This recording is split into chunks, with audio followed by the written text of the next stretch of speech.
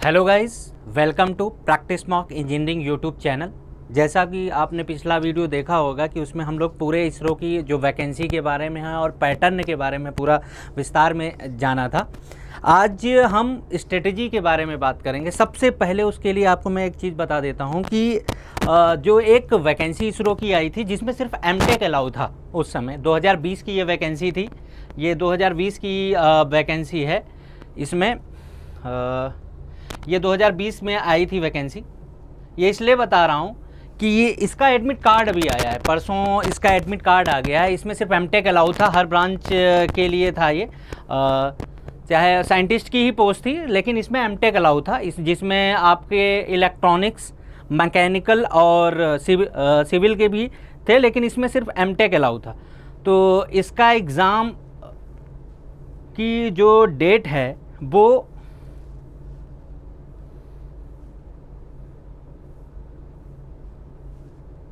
इसकी जो एग्ज़ाम की डेट है ना वो 21 तारीख को दे दी है अभी मैकेनिकल ब्रांच वालों की। तो आप इससे एक्सपेक्ट कर सकते हो कि अगर ये एग्ज़ाम 2020 में जिसका नोटिफिकेशन था उसका 21 तारीख को जब ये बोल रहे हैं तो आपको भी अब गियर अप हो जाने की बहुत ज़रूरत है, क्योंकि ये तुरंत अब ये इसके बाद ही सीधे आपकी बीटेक जो अभी वैकेंसी आई है 163 वाली, उसको एग्ज़ाम ये मिड जुलाई तक मेरे हिसाब से ये करा लेंगे। तो उसके लिए आपको अब एकदम लगन से पढ़ने की बहुत ज़्यादा ज़रूरत है। उसी पे आज हम लोग बात करते हैं कि क्या हमारी स्ट्रेटजी रहनी चाहिए इसरो को लेके, उसी पे हम आप बात करते हैं आज। सबसे पहले आपको पता ही है कि पैटर्न चेंज हुआ है, तो कुछ वेटेज उसमें 25% जो अपना कोर वाला है 80 मार्क्स का जो आता था उसमें 25% 20 क्वेश्चन जो है उसमें एलाइड जोड़ दिए जो मैकेनिकल से ही रिलेटेड है। तो सबसे पहले आपको ये ध्यान रखना है कि सबसे पहला काम ये होना चाहिए कि आप, अब ज़्यादा समय मेरे हिसाब से रहा नहीं है, आप पहले से भी तैयारी कर रहे होगे, 1-1.5 महीने का ही समय अब बचा हुआ है। तो आई होप सबसे पहले इसमें क्या करने की ज़रूरत है कि आपको PYQ लगाना बहुत ज़रूरी है। इसरो का जितने PYQ आज तक के अभी पेपर हुए हैं, एक लेटेस्ट पेपर आपके प्रैक्टिस मॉक में भी पड़ा हुआ है, आप जाके वहाँ पे एनालाइज कर सकते हो आपकी अभी आपकी तैयारी कहाँ पे है। एक प्रैक्टिस मॉक भी, एक मॉक टेस्ट भी फ्री में है, तो आप वहाँ से भी एनालाइज कर सकते हो आपकी अभी कहाँ पे हो। सबसे पहले इसमें क्या ज़रूरी है, इसमें सबसे पहले ज़रूरी है आपका PYQ लगा होना। इसरो की जितना PYQ है, PYQ से ही क्वेश्चन रिपीट कर देते हैं। कई बार ऐसा देखा गया है कि इसरो में PYQ से भी क्वेश्चन सेम रिपीट हुआ है। तो आपका सबसे पहला काम, स्ट्रेटजी आपकी यही होनी चाहिए कि आपका इसरो का जितना भी 2006 से लेके 2020 तक का पेपर है, आप उसको सारा ही लगाना पड़ेगा। आपका सबसे पहला काम ये। और दूसरा बात, आप गेट की जो तैयारी कर रहे हैं वो पहले से ही गेट के सारे PYQ लगा ही चुके हैं, उनको बेनिफिट ज़रूर मिलने वाला है इसमें, क्योंकि गेट के भी कुछ क्वेश्चन डायरेक्ट ही उठा के इसरो पूछता है, डायरेक्ट क्वेश्चन उठा के वो पूछ लेता है कि गेट का भी PYQ लगाना बहुत ज़रूरी है। तो अगर गेट दूसरे नंबर पे वही गेट का भी PYQ लगाना बहुत ज़्यादा ज़रूरी है इसमें, क्योंकि वो डायरेक्ट क्वेश्चन उठा के डाल देते हैं। सीधे गेट के क्वेश्चन कई बार आए हुए हैं, ये पहली बार नहीं है ऐसा। गेट के भी क्वेश्चन सीधे सीधे उसमें इसरो में देखने को मिल जाता है। थर्ड बात, अब इसमें कुछ क्वेश्चन तो इससे अगर आप कर रहे हो तो इससे कुछ 40% कवर हो जाएगा आपका, कि रिपीट करते ही करते हैं। इसरो के जो कुछ क्वेश्चन होते हैं वो PYQ से भी रिपीट करते हैं और गेट के PYQ से भी सीधे सीधे ही उठा लेते हैं। अब थर्ड बात, जो एक्स्ट्रा आएगा उसकी तैयारी करने की बहुत ज़रूरी है। सबसे पहले जैसे आप मैकेनिकल की आप बात करते हो तो इसमें मैंने पहले ही बता रखा है कि इसमें बहुत अनएक्सपेक्टेड होता है कि कौन से सब्जेक्ट से ज़्यादा पूछ लेंगे और किस सब्जेक्ट से कम पूछ लेंगे, ये आप बिल्कुल प्रेडिक्ट ही नहीं कर सकते। इसलिए आपको सब्जेक्ट तो सारे ही पढ़ने पड़ेंगे। आप इसमें हाँ शुरुआत आप कर सकते हो, जैसे सोम से कर सकते हो, आप सोम से कर सकते हो। उसमें न्यूमेरिकल आता है, SFD BMD से क्वेश्चन आते ही आते हैं।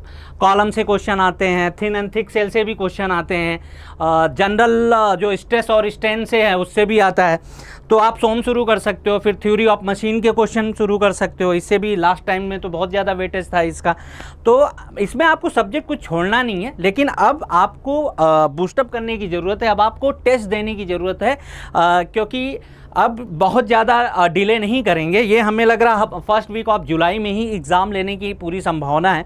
तो आपको अपनी स्ट्रेटजी इस तरह करनी पड़ेगी कि आप उससे पहले आप अपने आप को इतना प्रिपेयर कर सको कि आप एग्ज़ाम के लिए तैयार रहो। तो सबसे पहले बात मैंने बता ही दिया कि पीवाईक्यू इसरो का ज़रूर लगाना है, पीवाईक्यू को लगाओ आप। फिर गेट का पीवाईक्यू अगर है तो आप लगा सकते हो। ईएससी इसलिए नहीं बोल रहा कि ईएससी बहुत बड़ा है अभी, तो अगर आप पहले से नहीं लगा रहे हो तो वो नहीं कर पाओगे। तो इस चीज़ पे ज़्यादा आप फोकस करो कि इसके पीवाईक्यू को लगा लो और इसके पीवाईक्यू को लगा लो।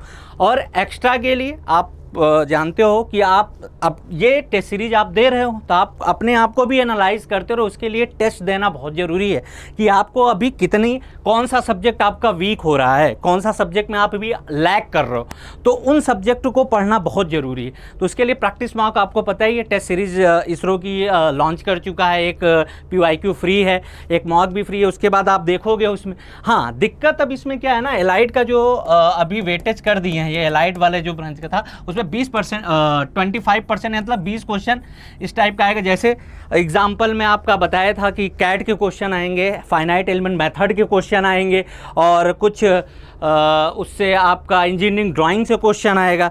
तो आपको ये करने की बहुत ज़रूरत है कि इनको भी आप निगलेक्ट नहीं कर सकते, इनके भी क्वेश्चन। अब इनके क्वेश्चन कैसे मिलेगा, उसके लिए आप टेस्ट दो प्रैक्टिस मार्क में, तो आपको एक आइडिया लगेगा कि इसमें से किस टाइप के क्वेश्चन वो पूछ सकते हैं।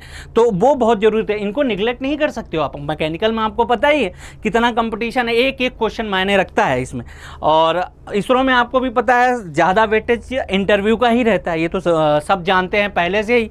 तो लेकिन इसका प्री निकालना भी बहुत कंपटीशन है मैकेनिकल में। वैकेंसी भी आई नहीं थी, इसरो ने खुद ही लॉकडाउन के बाद अभी निकाली है वैकेंसी। तो इसमें कंपटीशन, आप एक भी क्वेश्चन को एक भी सब्जेक्ट को छोड़ नहीं सकते, क्योंकि अगर वो सब्जेक्ट आप छोड़ दिए तो उसमें उसी से क्या पता 12 क्वेश्चन आ गया, 15 क्वेश्चन आ गया। इसीलिए आपको हर एक सब्जेक्ट को लगाना पड़ेगा, चाहे प्रोडक्शन हो, चाहे मटेरियल साइंस हो, आप छोड़ नहीं सकते। आपको कोई भी सब्जेक्ट नहीं छोड़ना है, प्रैक्टिस करते रहिए। और टेस्ट सीरीज़ आप प्रैक्टिस मॉक की ज्वाइन करिए, उसमें आपको ये जो इस वाले पार्ट का जो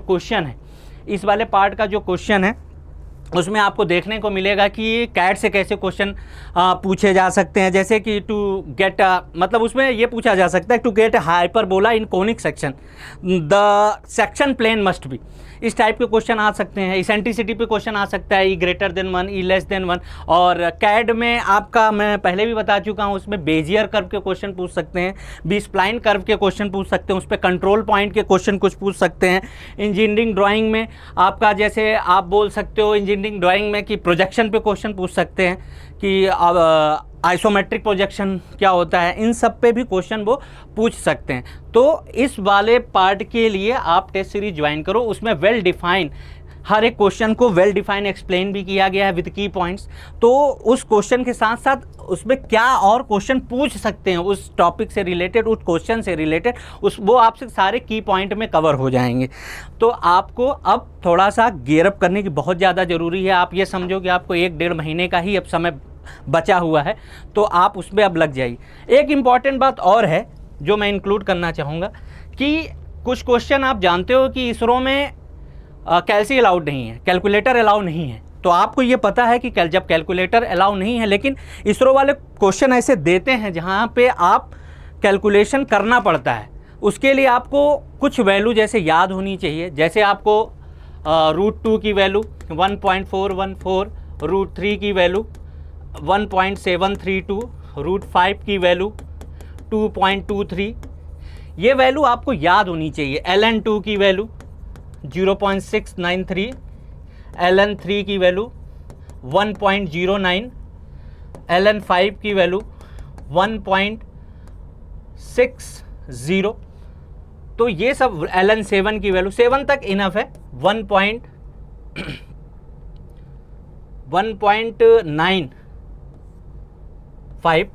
तो ये सब वैल्यू आपको जब याद रहेगी ना चीज़ें, तो वहाँ पे आपकी कैलकुलेशन स्ट्रांग हो जाएगी, क्योंकि आप ये नहीं बोल सकते हो कि ये लेंदी था, इसको कैलकुलेशन हम नहीं कर पाए। तो ये सब आपकी वहाँ पे कैलकुलेशन स्ट्रांग कर देगी। जैसे आप π/4 की वैल्यू डायरेक्ट याद कर सकते हो 0.785, ये काम आता है वहाँ पे, क्योंकि कैलकुलेशन करने में आप ये नहीं बोल सकते हो कि यार ये पावर दे रखा है इतना, या π/4 की वैल्यू इस तरीके से, ये कैलकुलेशन में भी बहुत ज़्यादा मदद करती है। तो आप इन सब की वैल्यू आपको ध्यान रखनी पड़ेगी। आप जैसे बोल सकते हो π² की वैल्यू, ये भी याद होनी चाहिए 9.86, डायरेक्ट याद होनी चाहिए। आप वहाँ अप्रॉक्सीमेट ले सकते हो, कभी कभी ऑप्शन इतने क्लोज देते हैं कि आपको एग्जैक्ट वैल्यू याद होनी चाहिए। जैसे π² की वैल्यू हो गई 9.86 होती है, तो ये सब आपको ध्यान रखना पड़ेगा। और दूसरी बात कि जैसे कभी कभी ब्रेटॉन साइकिल में, कभी आपने सब पढ़ा होगा मैकेनिकल इंजन में, ब्रेटॉन साइकिल की जो इफिशियंसी होती है 1 - R की पावर गामा -1 गामा, तो ये पूछ लेते हैं, ये पूछते हैं, हर बार पूछा है। आप PYQ जब देखोगे ना, इस टाइप के क्वेश्चन पूछा गया है।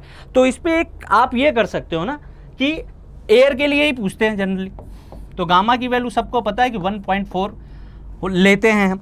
तो क्या होता है कि जब वो प्रेशर रेशियो कभी हमारा क्या आता है, 2 आता है, 3 आता है, 4 आता है, 5 आता है, 6 आता है, 7 आता है, तो इसको आप कैसे कर सकते हो। तो एक मैंने ऑब्जर्वेशन किया है कि जब आप 1.4 - 1/1.4 करते हो ना, तो इसकी वैल्यू कितनी आती है 1.2। ये अप्रॉक्सीमेशन ले सकते हो आप कि 1.23 आ रही है, 1.23 आ रही है इसकी वैल्यू। अगर 3 की आप करते हो 1.4 - 1 1.4, तो इसकी वैल्यू आ रही 1.34, इस तरह की वैल्यू। तो इसमें आप जैसे ना, ये सबसे सही तरीका है। और ये एक क्वेश्चन 2 क्वेश्चन आपको ये दिखने को मिल ही जाता है। तो ये ट्रिक है ना कि जितना है 1 पॉइंट के बाद उतना आ जा रहा है, 2 है तो 1.2 आ रहा है, 3 है तो 1.3 आ रहा है। इससे क्या होता है कि आप ऑप्शन को जल्दी एलिमिनेट कर पाओगे। तो सबसे बड़ी बात है, ये छोटी छोटी ट्रिक्स आपको ध्यान रखनी पड़ेगी, क्योंकि वहाँ पे कैलकुलेटर अलाउ नहीं है। जो ये चीज़ें ध्यान रख लेगा कि यार इसकी डायरेक्ट वैल्यू ये होती है, वो थोड़ा सी इसकी स्पीड में इम्प्रूवमेंट हो जाएगी। आप ये बोल सकते हो कि कुछ लोग नहीं करेंगे यार, ये इसमें कैलकुलेटर की ज़रूरत है। तो ये चीज़ ऑब्जर्वेशन करने की ज़रूरत है ना, कि वो 2 की पावर अगर ये कर रहे हैं हम, तो 1.23 आ रहा है, ये आप कर सकते हो। और ये 4 की पावर 1.4 - 1 कर रहे हैं, तो ये आ रहा है। तो इन सब चीज़ों को आपको बहुत क्लोजली ऑब्जर्व करने की ज़रूरत है, क्योंकि वहाँ पे कैलकुलेटर अलाउ नहीं होता। तो ये कुछ अपने ट्रिक्स आप ऐसे इस तरह के इससे बना सकते हो कि आपको कैलकुलेशन करने में वहाँ पे मदद मिल सकती है। तो इसीलिए आपको अभी बहुत ज़्यादा समय नहीं है, आप अपनी तैयारी को बूस्टअप करिए बहुत तेज़ी से, और टेस्ट दीजिए। टेस्ट से आपका एनालाइज होगा कि आप अभी कितना आपको पढ़ने की ज़रूरत है, कौन सा आपका सब्जेक्ट वीक है, क्योंकि सारे सब्जेक्ट आते हैं इसमें। ये आप ये नहीं बोल सकते कि इसको छोड़ दें, नहीं छोड़ सकते आप। मशीन डिज़ाइन की आप बात कर लोगे तो पिछली बार अगर 6 क्वेश्चन दिया तो इस बार 8 कर देंगे, 10 कर देंगे। इसरो वाला का कोई प्रेडिक्शन है नहीं। अगर कोई आपसे ये बोल रहा है कि नहीं यार एक सब्जेक्ट 2 सब्जेक्ट छोड़ देते हैं, तो क्या पता उसी सब्जेक्ट से ही 12 क्वेश्चन भी आ सकता है, 14 क्वेश्चन भी आ सकता है। फ्लूइड मैकेनिक्स की भी हम बात किए तो पिछले वीडियो में कि 6 क्वेश्चन आया था, उससे पहले 23 क्वेश्चन भी आ चुका है उससे। तो आप ये एक भी सब्जेक्ट को छोड़िएगा नहीं, आप सारे सब्जेक्ट को पढ़ के जाना जरूरी है। और टेस्ट के लिए जो ये अपना हमने बात किया है एलाइड वाले का,